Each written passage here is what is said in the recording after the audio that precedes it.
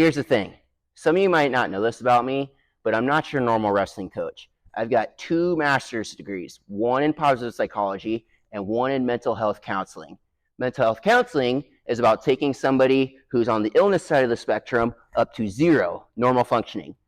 Positive psychology is about taking somebody from 0, normal functioning, to the positive end of the spectrum, being at optimal functioning. So if anybody knows about psychology, especially in the sport of wrestling, it's me. Now, being in Iowa, Iowa is notorious for negative coaching.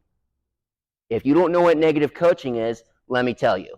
How many of you have been a part of a wrestling room, or maybe you grew up in the late 1900s and the 80s, 90s, and you had a wrestling coach who was just walking around the room, calling everybody all these names, and his name calling left and right, saying all these derogatory statements, maybe being racist, maybe throwing out some really sexual slurs that they shouldn't, and saying a lot of negative things. Nothing with ever the intention of being supportive out of somebody or having the intention of trying to give constructive criticism. Just overall, just this negative mindset, just negative, negative, negative, negative, negative.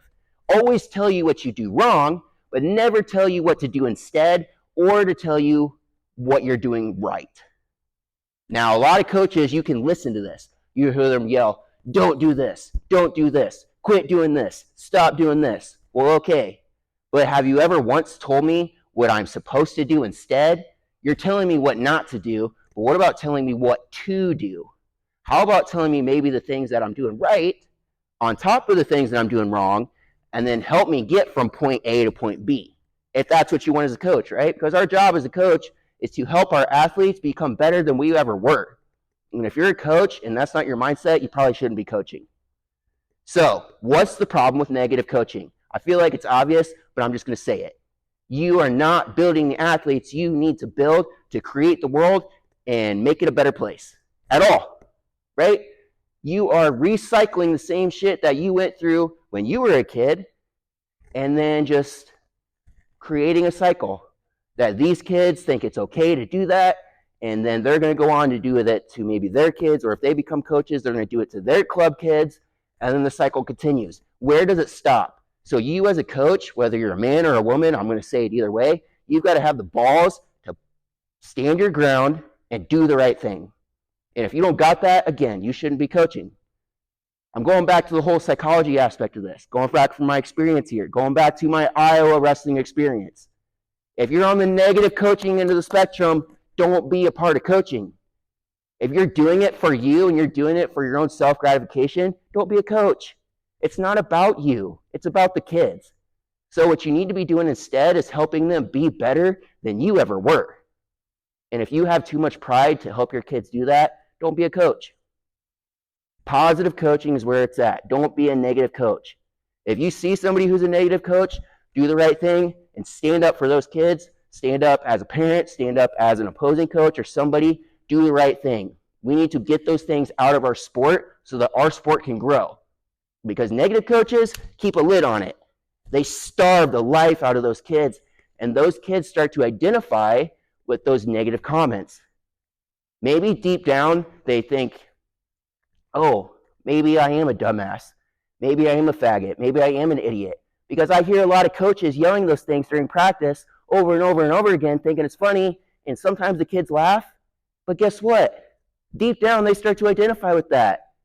They're not fighting back. So what are you teaching those kids? You're not teaching them to stand up for themselves. You're not teaching them how to be a fully functioning human being. You're teaching them how to just accept bullying. You're teaching them how to live a negative lifestyle where they're going to go out into the world and A, let people do that stuff to them and think that it's okay, and B, do that to other people. Until somebody grows a pair and decides to make a difference and be different, nothing is ever going to change. Now, I know I'm using a lot of